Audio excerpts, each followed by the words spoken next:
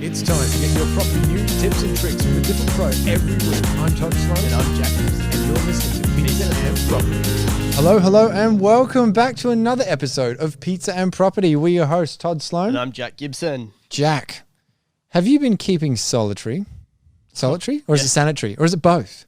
It's both at the moment. Solitary and sanitary. Yeah. Have you been doing both of those things? As much as I can. Obviously, valuing's been deemed an essential service, so we're out and about. Excellent. Keeping the economy running. Yep. I think we're an essential as well. I'm not sure. Yeah. I mean, I just like to think I'm essential anyway, but... Yeah. How's your week been, though? How are you finding the whole coronavirus? A million private well, not a million. Yeah. I might exaggerate. Actually, I heard something funny from one of my colleagues this morning in a Zoom meeting. He's like, I've told you once, I've told you a million times, don't exaggerate. Oh, I love Sean. You get it? Because you haven't actually told him a million times, you're exaggerating? Yeah, I get you. Yeah.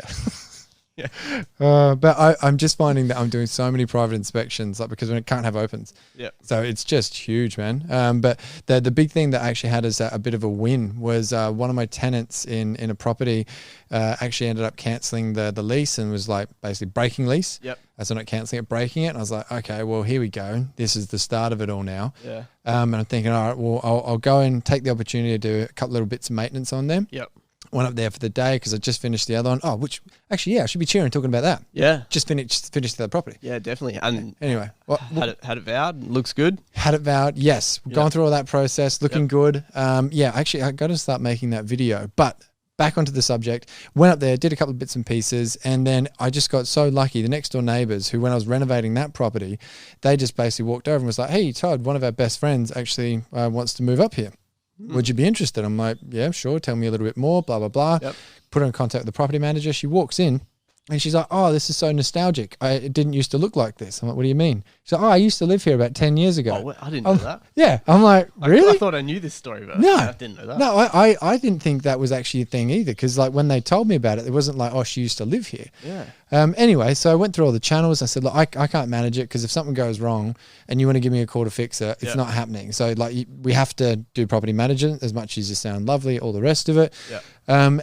She passed with flying colours, all of her references checked out, and she's moving in, I think, on the first. So we've actually got no turnover because the other guys are still paying their lease as much as they broke it. Yep. Apparently they're doing the right thing. For how long that stays, don't know.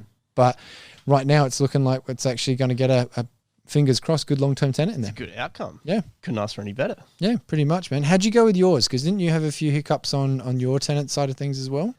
So I had an email from the property manager. The tenants in one of mine, both have, one of them's lost a contract at work and the other's been cut back. So they're, applying for, I believe it's JobKeeper, because they're currently employed. So I assume that they'll be eligible for that. Yeah, okay. So they can't pay rent for this fortnight, they've said, which is a bit of a bugger. But yeah, hopefully when this JobKeeper thing kicks in, they'll be back on top of it. And yeah, I guess I've got to wait till then to find out. But well, I was actually talking to Ben about you just yesterday. Yep. Actually, it was like Ben from Fenton's Conveyancing. Yep. And he's always up on this kind of stuff, and just ran the whole scenario past him. And he basically said, look, as far as he's aware, that legislation of you can't actually evict a tenant hasn't actually passed yet. Yeah. But the process in which that you need to go through to evict a tenant, all of the facilities are actually closed. So you can't actually do it. So it's not that legally you can't do it. It's you actually just can't do it at this point in time. Wow.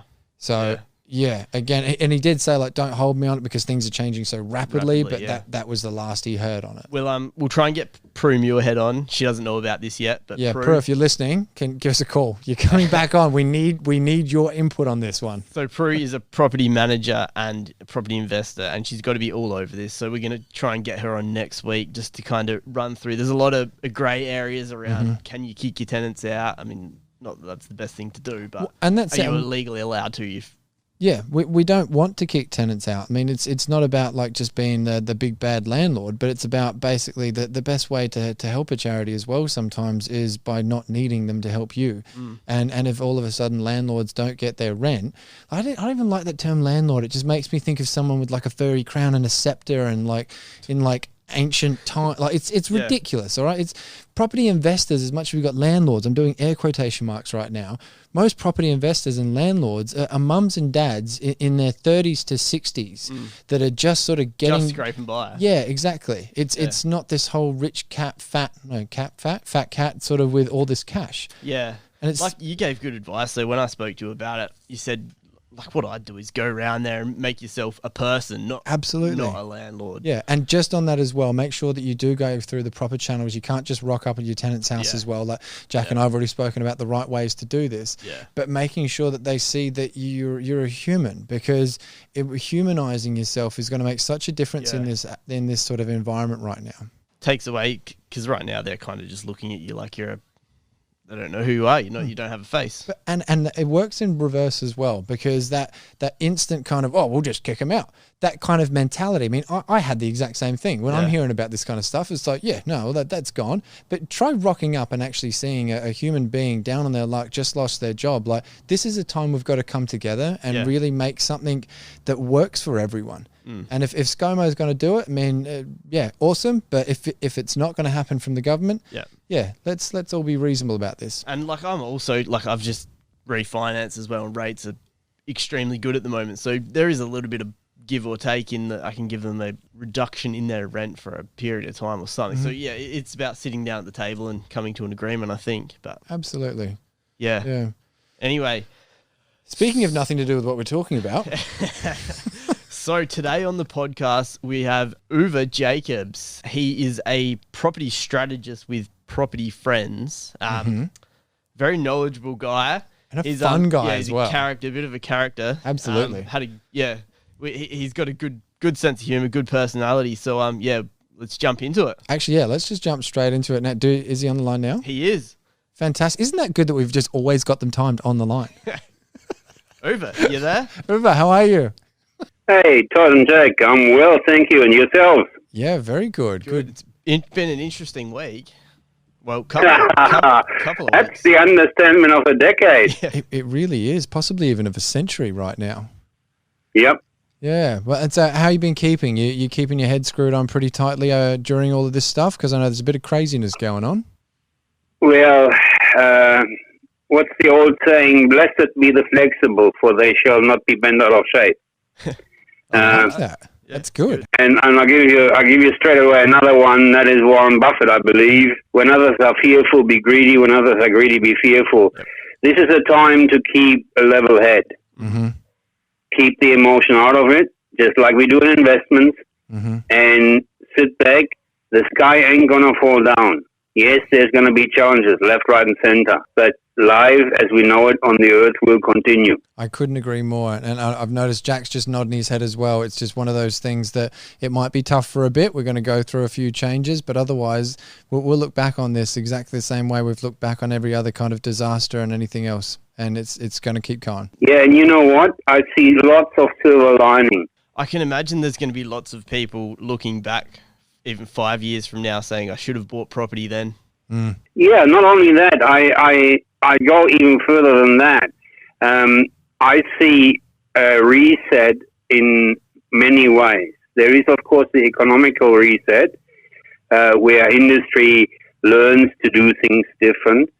And I also see a reset in the humanity side, in the people side of things. We're learning new skills. For example, I have a daughter that works in the city. She travels an hour and a half one way. So she spends 16 hours a week in the car. Yep. Now, after 10 weeks working from home, I bet my bottom dollar all the challenges have been ironed out. And let's assume this is over after 3 months, 13 weeks. And her employer is going to say, well, everything is good now. You can come back into the city. Mm-hmm. And I'm not going to tell you what she told me her response is. Let's say let's say she will phrase it up a bit more comfortable and say words to the effect of, dear employer, I'm saving 15 hours and $150 as self-declared a week by not coming into the city. How about if we do a trade? I give you 2 hours and I come in 1 day a week. and I have gained 13 hours. Yeah, makes sense. Even on the flip side as well, from the employer's point of view, saving, if they didn't have to lease office space, that would save them a phenomenal amount of money. I can imagine there's going to be a lot of businesses that are rethinking the way that they lease space. My hot desking was the buzzword 3-4 years ago. Yeah. We are now living it. Yeah. I reckon there is 30% of office space is no longer required. Yeah. And on that sort of things, technology is also being driven now, to some people forced upon us. I mean, have a look at the real estate industry. Auctions online. 3 weeks ago, everybody would have said, you want to do what? You're crazy. Now we're doing it. It's happening. I'm even doing virtual walkthroughs with people as well. This is stuff that I only ever used to do with interstate buyers. Like if I had someone that was in, 2,000-3,000 kilometers away and couldn't physically get there for an open inspection, I'd walk them through via FaceTime. And now it's just becoming more of a normal thing. Correct. Look, I was in Townsville. I was scheduled to be there for a full week. We're doing deals up there. And on Monday that week, I was having discussions with friends in Germany. And in my view, Europe is 2 to 3 weeks ahead of us. So I said, I'm going to pull the plug. Now, subsequent to that, I had to drag the builder kicking and screaming in front of a video conference, not used to it. And now he goes, right, this is great. Why didn't we do that before? Why did you fly 2,500 kilometers? No, exactly. Well, and actually on that, Jack, why don't we jump into the first questions? Because, I mean, realistically, this whole interview, we had different plans. We wanted to talk to you about all sorts of other property-related stuff, but this probably is going to be hijacked by coronavirus. But I think we've got someone on the line that we're really looking forward to picking your brain around how this may actually change the property landscape moving forward. So if you could, do you want to jump into it, Jack? What do you reckon? We've kind of touched on this one already, but we might just get you to answer, how do you feel the coronavirus is going to impact the Australian property market on a broad scale? I know there's lots of specific markets. Sure. Look, it's going to scare, and it is scaring the living dead out of the ones that don't have a defined strategy and that are from their mindset of Chicken Little mindset. Yeah. Okay. To a number of people, the sky will fall down. And look, of course there's going to be job losses, and we're experiencing that already. Of course there are going to be tenants that can't pay their rent. Of course property prices will come under pressure.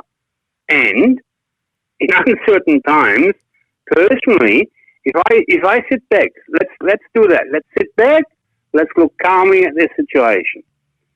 I would rather be in an asset class like property, which on Maslow's hierarchy of needs is on the second level, rather than being in shares. And we all know what they've done in the last 6 weeks, 30% down. Thank you very much. Yeah. Everybody needs a place to live in. So when I look at asset class, that's where I want to be. People will pay everything lighter rather than their rent because they need a roof over their head. So your view on this, by the sounds of things, is even if there is short-term volatility, long-term, because of the actual need around the asset of property, even if you take its profitability and the actual investment side of it away, just as basic human needs, that's not going to change, no matter what changes economically. You always need somewhere to live. Correct.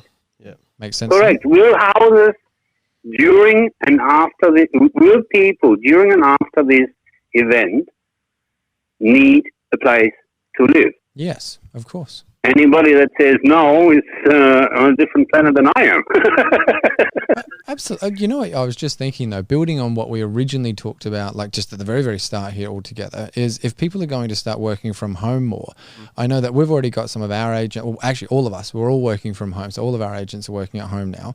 And I know that some of them are having a few issues around, like with family and kids and all that kind of stuff being at home. I wonder if this is actually going to see more of a birth of the home office just becoming a normal staple as well. Like if that's then going to change the way we actually build homes in the future. Do you know what I mean? No question. The home office will become a focal point of the house. We don't do houses without a study nook, or usually the fourth bedroom is the junk room and or the study/home office. I bet my bottom dollar Look, it's all about habit. Let's assume that this continues for 3 months. Mm-hmm. Habits are formed over a period of, say, 2 to 3 months. Mm-hmm.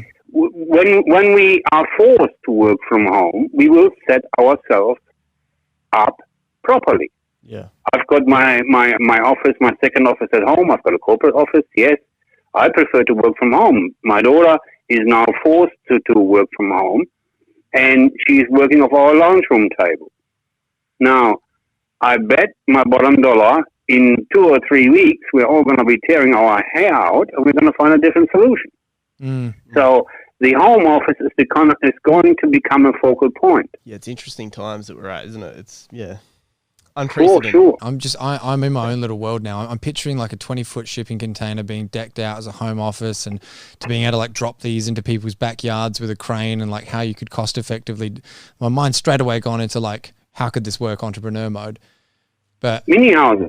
yeah, mini house, like there's gonna be something. It's just like anything. It's laughable before it's not laughable. It's how it's gonna work. You can look if you wanna make a quick buck, get reasonably conditioned caravan, rip the bed out, Office on convert it into a small office, and you can rent out the mobile boardroom or the mobile office. Oh, lol. Well, it's all about lateral thinking here. I know we're laughing and this is funny, but I can't help but think we're probably going to see it in the next few weeks. You're probably right there. Absolutely. And what you need is connectivity to the internet and to the phone. And that is struggling at the moment, as we have all experienced, I dare say. But as long as you have access to the phone and the internet, Bob's your uncle. Our business is set up that way. You know, I've been operating off the internet for 15 years. Yeah, well, and it really is about how we're set up and how we're getting set up for the future as well. I mean, not just like personally on a smaller level, but also on that larger economic level. And it might be too soon to tell, but how do you see the government stimulus package actually impacting the economy moving forward into the second half of 2020? Whoa, let me polish my crystal ball. Hang on. It's not quite clear yet. I need to polish a bit more. Man, that's a question and a half. There's so many moving components, isn't there? And it's constantly changing. Correct. That's the first thing that we all need to appreciate. This thing has hit us like a ball of lightning, and nobody had the answer. So people are working on it, and to be honest, I don't want to go political, but I think the guys are not doing too bad of a job. So, having said that, the first announcements have been made. I believe this afternoon or this evening, further legislation is going to come out. We have seen this afternoon the draft proposal come out for the commercial tenancies.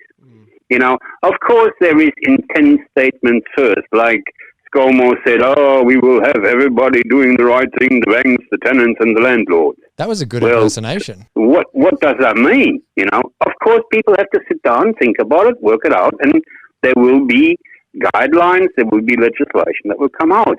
Now, that takes a little while, and that is creating uncertainty. Mm-hmm. Now, everybody handles that differently. We did briefing sessions for our champion team, for our people, and I think that's the best that you can do is you provide the best information that you have available at the time to settle the uncertainty as much as you can. Now, then we go back to what's your strategy? If my strategy is to make property investment as a very secure asset class, dare I say it's safe as houses, wink, wink, then I have to take a 10, 15-year window of opportunity. Yeah. Now, I dare say let's challenge it a bit. In 6 weeks, we will hear very little in the media about Corona or COVID-19. Just like 6 weeks after the fires, there was little of news coverage on it. Yeah. Because it's old news, it's old hat. News looks for the hot flash in the pan and for the negative. Mhm. Well, I don't prescribe to that. I can see lots and lots of positives in this whole thing. And that's a mindset. What do you focus on? The half glass empty or the half glass full? Well, why not take a full glass? Yeah, it's so hard watching. I had to give myself a social media break. Oh, it was about a week ago. I deregistered my Facebook account, and I was just getting too depressed. I'll watch ScoMo's announcements, but anything other than that, I kind of try to shy away from. It's just too depressing. I agree. Same. We take the news in the morning and in the evening. Yep. And other than that, I switch it off too, because you get bogged down, your mind goes into the gutter. Yeah. The only thing, when we talk about the macro view on this whole thing, the only thing that worries me is how much money is thrown at this. Printing money to this extent is very high inflationary. Now, for us as property investors, that's going to be good. Yabba dabba do. Inflation is good for property investing, because it means ultimately that the asset value goes up. Now, again, I can be a chicken little. I personally have experienced 18.5% low start loan where the real interest rate was 25% back in 89, 90, 91. And I hear the young'uns say to me, that doesn't work. Well, we did it. So there is always a way. You got to focus on the outcome. Can I just ask, having lived through that and experienced those high interest rates, when you're looking at building a portfolio in this current environment, are you, in the back of your mind, do you always have kind of factoring that in, that rates could increase at some point in time and you'd like a substantial yield on the properties that you are buying to kind of offset that? Safeguard it. Yeah. Good question, because you've actually lived it, where to us that's just this wow, that happened one day. Yeah. Great question. That again goes back to strategy. So if we talk about our strategy, and by the way, guys, I want to compliment you on the podcast. I love the diversity of people that you've got on the line. I've been property investing full time for 17 years, and I'm learning heaps and heaps and heaps. I've sent one of these podcasts about the boarding houses to a friend in England, so this is good. Awesome. So it all goes back to strategy. So our strategy is find an area where the investment pays for itself completely. So under calculatory 100% finance and all cost in, and no BS figures or something like that. Oh, you don't need to calculate the 20% deposit because that's your cash. BS. BS stands for belief system. I have a different belief system. So it needs to carry itself to 100%. And then once it does that, we look for the biggest growth. I call the rental income the short-term money and the capital growth the long-term money. The short-term money you need to have to survive.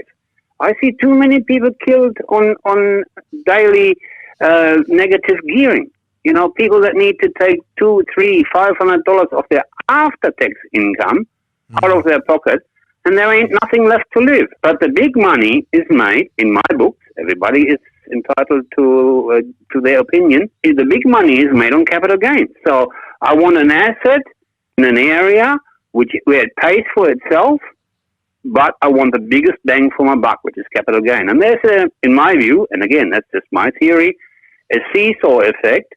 When you go too strongly for one or the other, you suffer in the end result. And I can prove that. I like it because it's not a one strategy fits all, or a one side of it is the right side. It's about balancing both together to get something that's going to give you the best chance of really reaching that outcome long term. Yeah, because you need to be able, let's take the example of Sydney. 7 years, no capital growth, right? Okay, the next 3 it did 70% plus. Beautiful.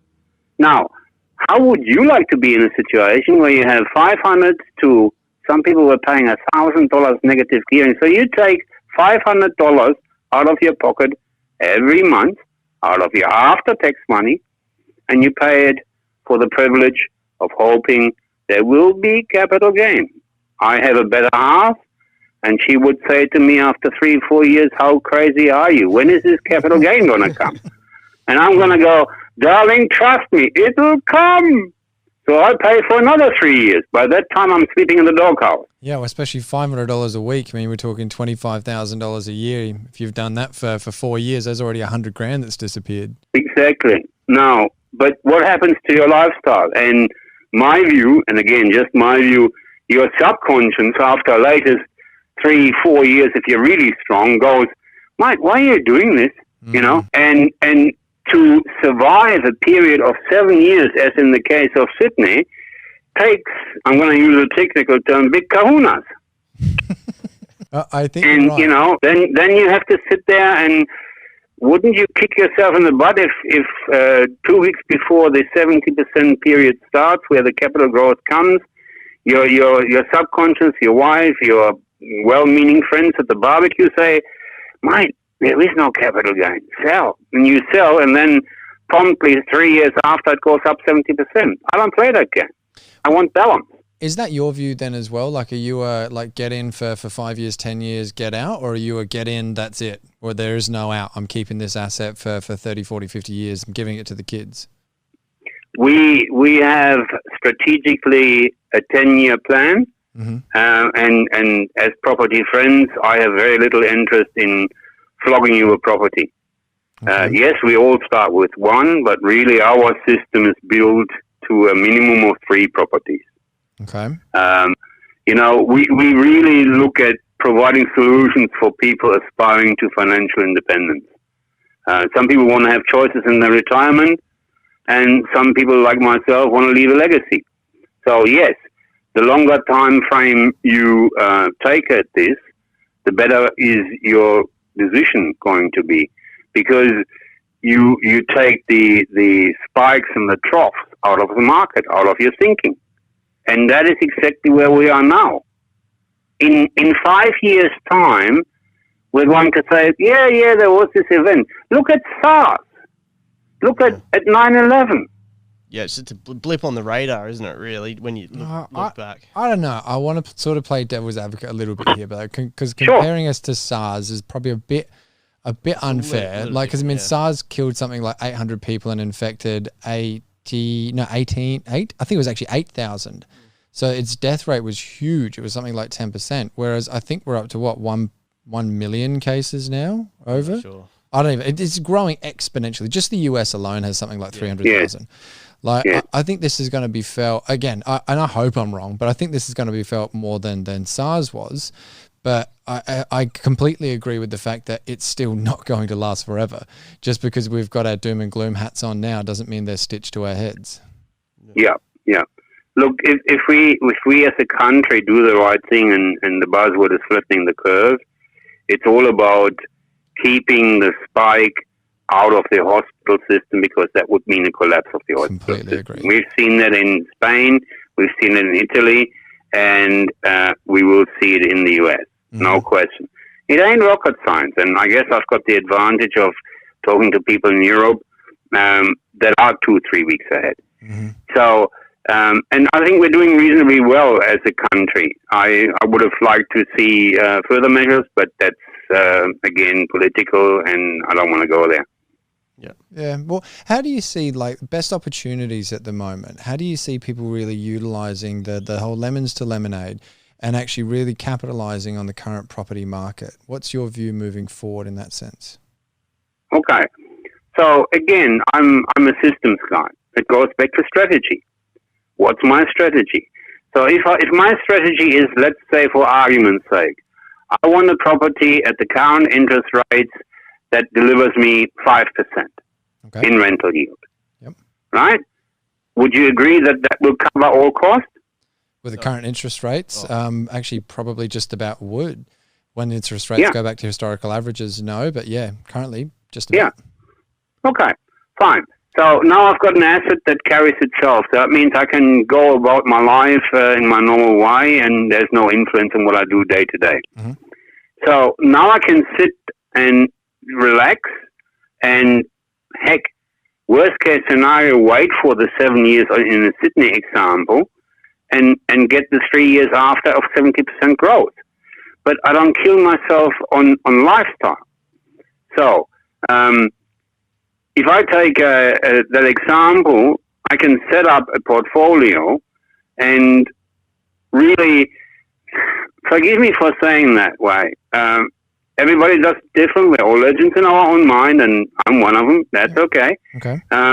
You know, most people start off with the wrong premise.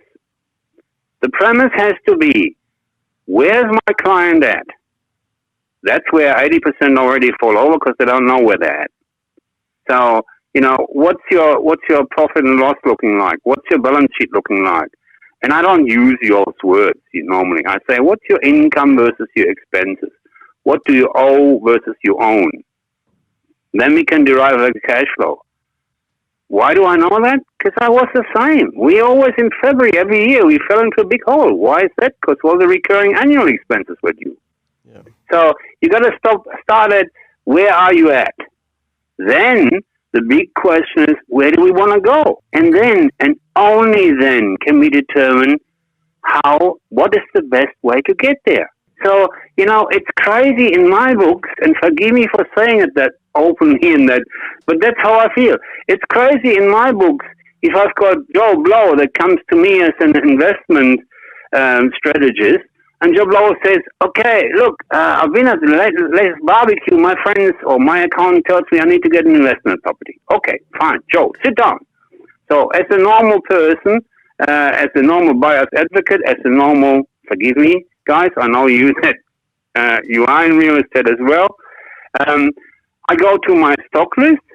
I pick the best property that I can pick, and I go, hey, Joe, this is you. Wrong. Where's Joe at? What's his disposable income? Where does he want to go? This is so Then good we to can hear, look at Ruben. what fits best with him. Yep. We do properties from 5. I can do an 8% easily. Government backed, 5-year lease, la. But, you know, does that fit with Joe? Yeah. Is Joe a person that can take a 5% easily? What's his risk tolerance? What's his window of opportunity? Has he got kids? How secure is his job? What's the likelihood of him being sued? Mm-hmm. You know, I mean, there's too many things to just go to a stock list and say, here, this is you. And it's so true, and there's so many property spruikers out there that whilst their strategies might be amazing and it might be the right fit for some people, being sold as a like one size fits all thing is never sat right with me. And this is why it's really nice to hear what you're saying, because I think it's the most important thing to actually ask yourself is like, where do I want to be? Where am I now? And how am I going to get there? And you want to know the bonus point, number 4? Yeah. I love a good bonus point. Talking through that, we come up with a strategy. And number 4 is, do you really want to do what it takes to do what you say you want to do? Ooh, Because, I'll give you for instance, sorry? Yeah, well, no, just that was a ooh, as in like that is good, because you're right. Who cares if you've got this perfect strategy if you're not willing to actually do what it takes? Yeah, and a lot of people don't Bingo. know what it takes. Yeah. Bingo. You know, I've got the young'uns, 25-year-olds, come to me and say, oh, look, we want to get our first investment property. And some do it really, really well. I've got one of our star performers, he does rent vesting. All right, came to us 4 years ago. He's an accountant, by the way, and I'm not going to name names. So anyway, so he understood that he wanted to live in the city of Melbourne, which is expensive, where the rental yield is 2.5-3%. So from an investment point of view, that's the massive negative gear. Mm-hmm. So he didn't want to do that, but he wanted an asset that builds his asset base. So we did an investment, and we were able to get him 6% rental yield, and he's up 100,000 after 3.5 years now. Mm-hmm. So, you know, rent vesting makes sense, but then there's the flip side of the coin. I've got 25-year-olds that come to me and say, oh, we want to get into investment property. Ah, great. Where are you at? Well, I've got $5,000 deposit. Great. So what we need to do first is set up a savings plan so that you can come up with a decent deposit, and we deliver solutions, not problems. So, okay, if you say you've got $5,000. And if you say you want to get a investment property, well, the first step is you need to establish a savings plan. What's your income? What's the other half's income? If there is another half, what's your expenses? You're spending $300 on takeaway. Well, I'm glad you didn't here say comes smashed question avocado. number 4. Here comes question number 4. Are you willing to forgo the $300 worth in takeaway if what you've said is so important to you? And now all of a sudden we are aligning desire with long-term goals. And you know, I mean, there's a whole lot more to this than meets the eye. And very few people think about this. And hence I say very few people tackle it the right way. Sorry to say. Do you think more of your role actually does revolve around that side of things, like the mindset and the really like, how is this actually going to impact your life and are you prepared to do it, instead of the actual strategy itself? Because I'd imagine that more coaching, a bit more mentoring. Yeah.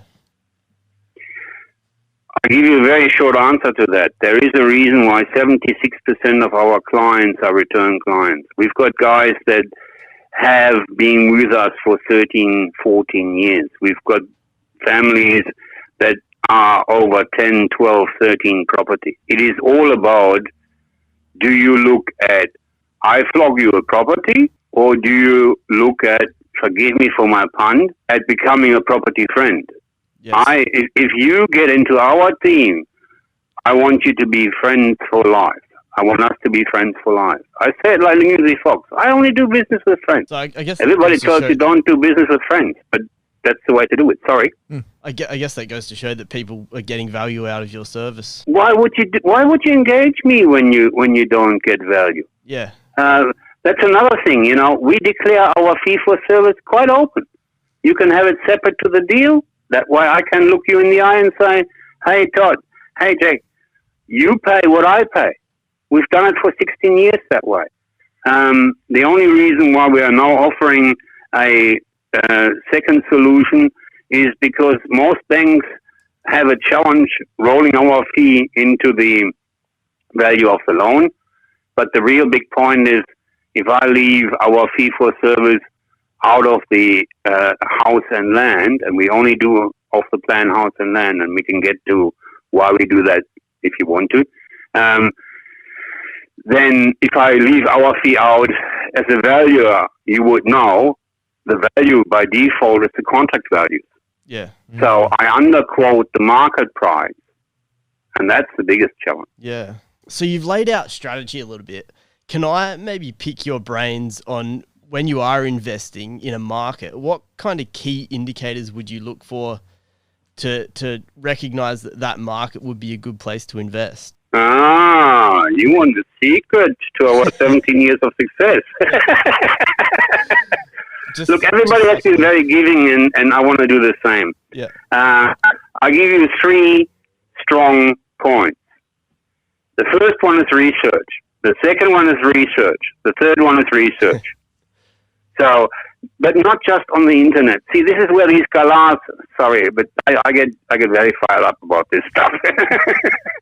This is where these galas go wrong. When I hear people, I can get you a deal anywhere on the East Coast. Yeah. Well, I'm sorry. You must be a much better person than I am, because I can't get the whole East Coast in my head. And if I want to cut the best deal for my team, then I need to know the market at least as well as the local real estate agent. Yeah, I can't. You do that by researching, but you have to be on location. You got to touch it, feel it, smell it. Yep. You want to know my absolute best source of information when I go somewhere remote. The old lady in the tourist information center. Okay. Because she will tell me, 5 years ago, so-and-so street got flooded. And, don't go into that part of town, because that's where the roughnecks live. Yeah. That's stuff that you can't get on the internet. Yeah, absolutely. I think it's key, like you need to get on the ground and speak to multiple different people and kind of paint a picture of little bits and pieces that they all kind of... Absolutely, and not only once. Yeah. Look, we generally go to locations 3 to 5 times before we hit it. I've just been in Goulburn, right? looked good, smelled good, research told me, yeah, everything is good, found a great, competent partner in a builder that does very interesting things. So, okay, I blow $1,000, I fly there. I live in Melbourne, I go to Sydney, hire a car, boom, boom, boom. And now I do the research that you cannot do online. I talk to the people. I talk to the people in the coffee shop that serves me. I talk to real estate agents. I talk to developers. Now I get the feeling for what's in the pipeline. And no research will tell you that. Yeah. When you do the research online. Yeah. Couldn't agree more. You've got to touch it, feel it, smell it. Yeah, absolutely. Unfortunately, in this day and not day and age, but in this market right now, we seem to be definitely restricted on touching. Probably shouldn't be smelling or feeling, but but otherwise, any other day of the week, normally, like I think Jack and I wholeheartedly agree with that. It's the way to go, because unless you're on the ground, you're not going to know those little fine details that can be the difference between an amazing deal and then finding out later why you got it so cheap and it's not really an amazing deal. Unless you have a network of great people, and that's where 17 years of playing the game comes very, very handy, my friends. I like it. I like that. Well, can you talk us through how you use that network of people in mitigating risk in your property portfolios, like when you're building them either for yourself or for clients? Sure. The first thing is we only work with SAPs, Strategic Alliance Partners. The hardest thing is to establish a new relationship. The hardest thing for us as investors is when I buy a piece of land of a developer, the developer is telling me, oh, this will be a great golf course, la, la, la, la. Been there, done that. 5 years later, the golf course is canned. So you've bought with the impression, with the understanding that there's going to be a golf course. Bang. So, that's where long-term relationships already come to play. Which developers do I trust? Which don't I trust? Okay. And there ain't that many in the game, right? If you do it for 17 years, you work out who is playing the game right and who is just in it for the big buck, for the quick buck. Mm-hmm. Same thing with the builder. We tend to work with medium-sized companies where the owner still has a stake in the game. Where I as a deal maker, want to talk to the owner. Forgive me for saying so, but I don't want to talk to a salesperson at Landley, because I can't do a deal there, and the salesperson is not going to be there in the next 3 years, and the salesperson can't make a decision. I'm a deal maker. I want to make deals. And if we have a challenge, and a house and land package is a complex thing, invariably there's something that goes wrong. Yes, I have my contract in the bottom drawer of my desk, and yes, that is a detailed contract, and yes, that has got special clauses in special conditions that advantage us as the property friends investor. But ultimately, it goes back to relationships. So if we can look each other in the eye and we say, okay, well, bloomin' hell, we've got a hiccup here, we can do two things. We can go to the contract and invoke the lawyers, or we can sit together and we can do that online too, through a video conference or whatever, and say, look, okay, how are we going to fix this?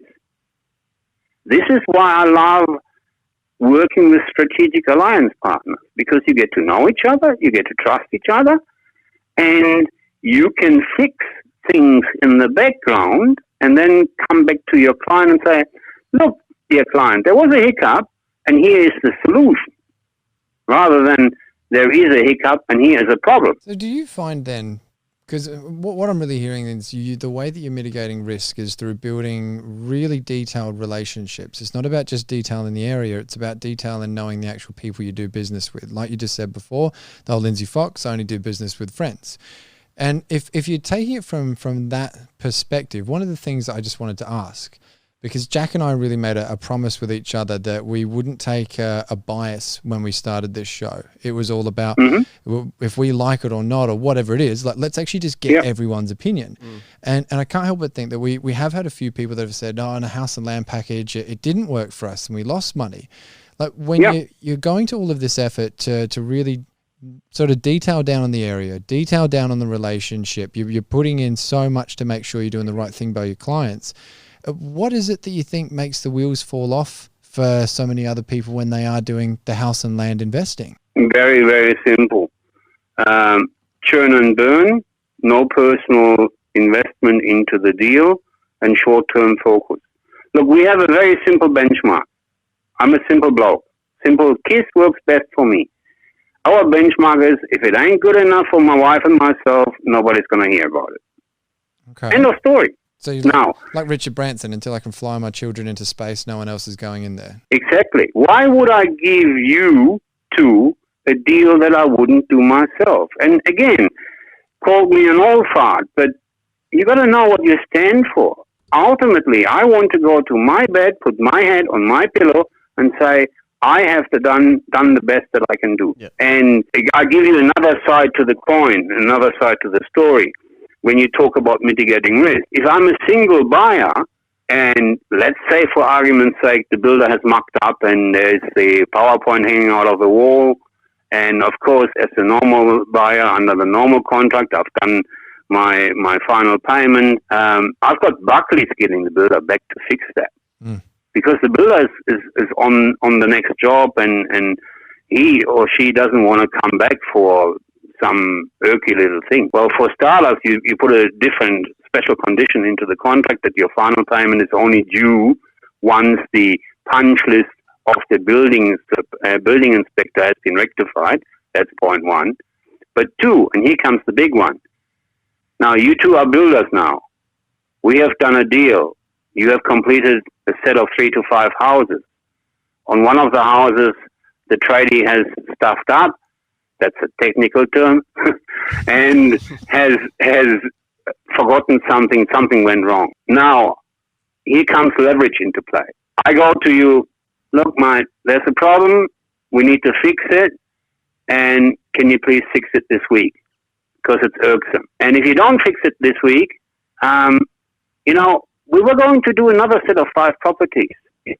By the way, are you interested in that? So you're talking leverage. Leveraging a relationship through sort of dangling the carrot almost. Mate, it's all about relationships. I'm not into flogging a property. I'm not into screwing a builder. I'm not getting into getting the absolute best out of the developer for sticking another $3,000 in my pocket. If I can get the right land at the right location, and here comes something crazy. We often have millions of dollars worth of land on hold. And I don't do put and calls. I look you in the eye, we shake hands, and ultimately we may have a put and call, but that's only for the first 2 or 3 sets. Yeah. Then after the first 2 or 3 sets, we know whether we're both playing ball. Doing business. And if we do, then that's worth more than a put and call that I can take to task to the lawyer and some sort of weasel way out. What you're saying there makes perfect sense, because it's the relationship that's so important as well, but not for that little short-term potential gain. Yeah, the long-term, I'll scratch your back, you scratch mine kind of. I get asked that all the time when someone wants to buy a house, and then I'll sit down with them and we'll talk about their house sale, and if we list their house, I'll be like, oh, look, can you get the vendor down more now? And I'm like, okay, so let's just run through that scenario for a second. Let me say I start working that vendor down, my vendor, and now let's fast forward like 3 weeks to a month, whatever, and I'm sitting in someone else's lounge room selling them your house, and they ask me that same question. If I take you up on that deal and I start trying to work my vendor down, how are you ever going to trust me? Because if they'll do it with you, they'll do it to you. Exactly. A very good friend of mine is a realtor in Geraldton, in north of 400 kilometers north of Perth. That town is a basket case at the moment, which is a great buying opportunity. I thought it meant that was a bad thing. Well, it depends. How do you look at things? What's your strategy? But where I was going with this is, he is the most successful realtor in town.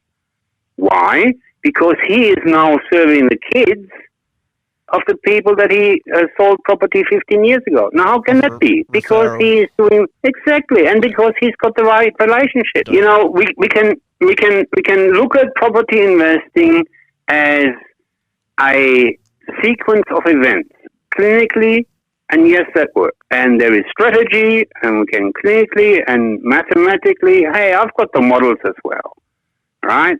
I can bamboozle you with facts and figures. I don't want to do that. One, you're not going to get what I'm talking about. Two, I don't know whether I want to work with you. And if we can't work together, then I don't want to do it. Because it's too hard. It's too hard for you. We're not going to get to a successful outcome for you, and it's too hard for me. I don't want to fight. I want to have fun. Absolutely. I agree. Couldn't agree more. So if you could sit down in front of 20-year-old Uwe with some investment advice in the current property market, what would that be and why? Okay. Do I really want to go back to that stage? No, I don't. But anyway, that's a whole different question. Do more faster, including failing faster. Yeah. And here comes the big one. Get your ego out of the way. Listen to mentors. Have a mastermind. Have a mentor mind. So be teachable. Yeah. The only thing better than a mastermind group is 2 mastermind groups. I've been in 2 mastermind groups for over 6 years. We meet weekly, online. Yeah. One set of the guys is sitting in the US. Why would I not get the input? What's the old statement?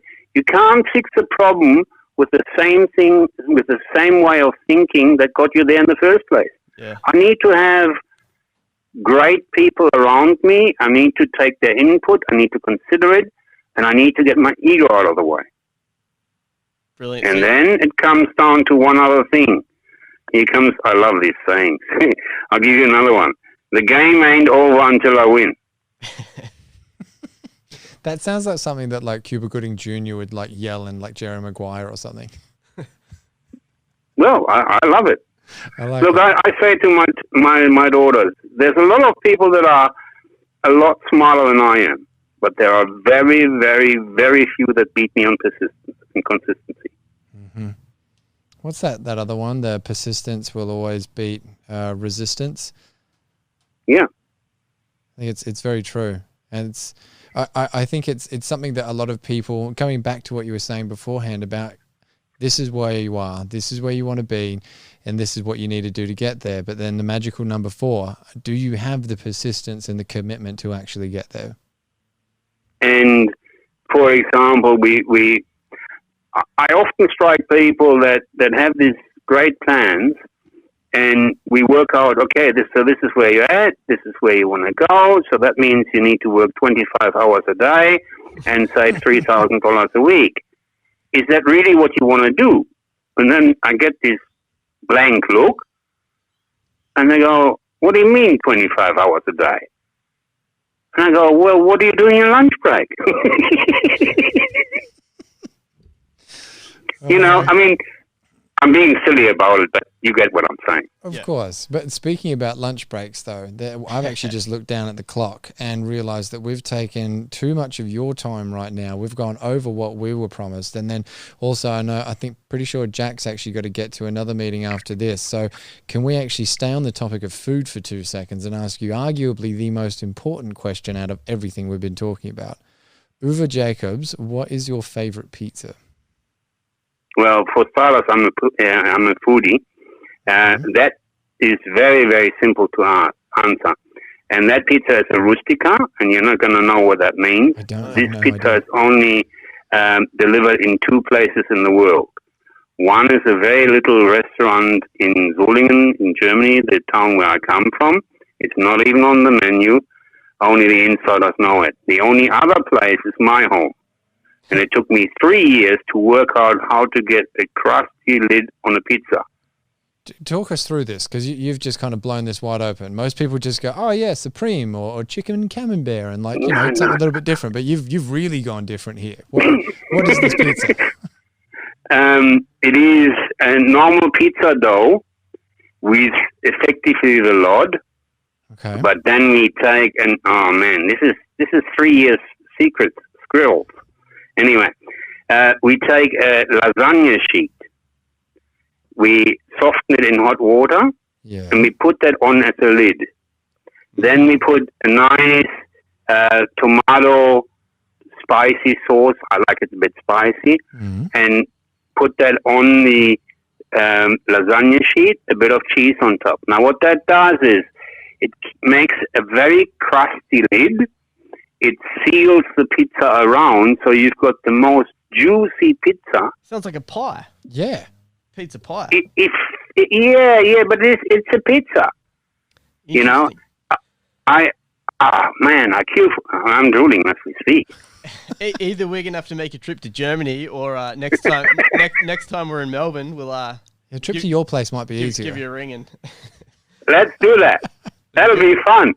That would be fun. I'd very much enjoy that because I've never heard of this kind of pizza. And as much as there's some things I'm very habitual on, I like to stay in my routine.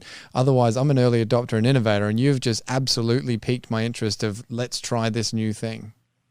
And you need to do it either in a wood fire or over coals. Wood fire over coals. Okay. All right. Very cool. Well, Uwe, look, thank you very much for coming on the show, mate. We really appreciate your time. If anyone wants to get in contact with you, if they want to join Property Friends, whereabouts do they find you? Can you give us a little bit more information about yourself? Sure. The easiest way is on our website. So that's the W's, Property Friends, with a plural S, propertyfriends.com.au. At the bottom of each of our pages on the website, there is a little plug-in, a little window comes up. You can book in for a free discovery session, half an hour. It's linked to my calendar. That's all good. Cool. So that's the easiest way. But what I would like to share with your listeners, we've done a lot of. See, the biggest problem at the moment is the uncertainty. So we've done a lot of briefing sessions where we get a panel of experts. On Tuesday the 14th at 7 p.m., we've got 8 industry experts there online, and we just go through a rapid-fire Q&A session. So if your audience is interested in that, hop on our Facebook page, Property Friends again. You will see the previous recordings. And if you've got any questions, we'll have an accountant, a mortgage broker, an insurance broker. We'll have everything that you need. There's 8 industry experts. We have the national chair of First National on that panel. Very cool. That's might awesome. have to go back and have a look at those. Yeah. And yeah, I think I'll be there on next. Is it next Tuesday night, the 14th? Tuesday the 14th at 7 p.m. Brilliant. I'll be there. That sounds good. I can possibly do that. Now that I'm not allowed to do opens, I'm doing a million private inspections every day. So I might not be attending, but if I've got the time, I'm there. I'd love you guys to be there. It'll be interesting. It'd be a hoot. Awesome. All right, cool. Well, thanks again for coming on the show there, Uwe. We better wrap things up and let you get back to what you're doing as well. Really appreciate your time, mate. Thanks very much. We appreciate it. Cheers. Bye. Oh, Todd, how did you find that? I liked that. I just love listening to Uwe. He's a bundle of knowledge, a bundle of energy, and just like all around. Bit of character. Yeah, love it. Yeah. He was good fun. And that pizza, like, whoa, I don't want to harp on this because I felt like as he said it, he was like, I shouldn't be telling you this. Like, I want to try that though. That sounds so cool. Just let the cat out the bag, and I didn't mean to. Oh yeah. What was your biggest takeaway, Jack? I was gonna say the pizza, but I'm taking that now. yeah. Well, on the property side. So, all right, what was my biggest property takeaway? You know what? I think it just comes back to doing your research, but not only just into areas, but doing the research into who you're actually doing business with as well. Yeah. Because I think they could even go down onto that micro level just for the average punter. Is do your research into the agent that you're dealing with, into the conveyancer that you're dealing with, into everyone that's actually involved in the transaction. You don't have to be this huge time property investor to find the details. Yeah. Yeah, no, that's good. I think probably my biggest takeaway was he laid it all out on the table. He doesn't find the person for the property. He finds the property for the person. So he needs to know what his client's income is, what their risk acceptance is. The goals where they're trying to get to as well. Yeah, end goal. And like you said, number 4. Do you remember that one? Are you actually prepared to do what it takes? Yeah. No, that was definitely my biggest takeaway. Let us know what you thought, guys, in the comments. Yeah. As always, like, subscribe, share, do whatever you guys do best. And check out the YouTube channel. Yes, actually, we've been putting the podcast up now on YouTube. Yeah, a couple just snippets, but we're going to be putting the full ones up on YouTube as well. So awesome, guys. And if there's anything that you really want specifically around this this current time right now with the coronavirus, COVID-19, whatever we're calling it, we did have a really good chat with Chris Gray a couple of weeks ago. Yes. But I almost feel like that chat's null and void now. Like nothing to do with Chris. That was awesome, but it's just stuff's changing so rapidly. Whether it be the landlord-tenant thing or I don't know how this is going to impact pausing the mortgages. Pausing mortgages. I'm hearing so much different stuff. Some people are going, yeah, it's still affecting your credit rating. Other people are going, no, it's not. Yeah. But this is the thing. And I've even heard that from a mortgage broker who's saying, yes, it is affecting your credit rating 100%. I just had a meeting about that today. Then I'll talk to another one that'll go, no, that's bollocks. It's not true. And I'm like, I just don't know which one to believe. Yeah, grey area as well. Are you able to pause the mortgage if you're still getting an income but the property just goes vacant? I think we've just asked everyone what they want to hear and then just actually created it ourselves. Like that's what we need to do. Yeah. Okay. All right. We're going to get to work on this. You guys have a fantastic week. Stay safe, stay solo, and take care of yourself. Cheers, bro.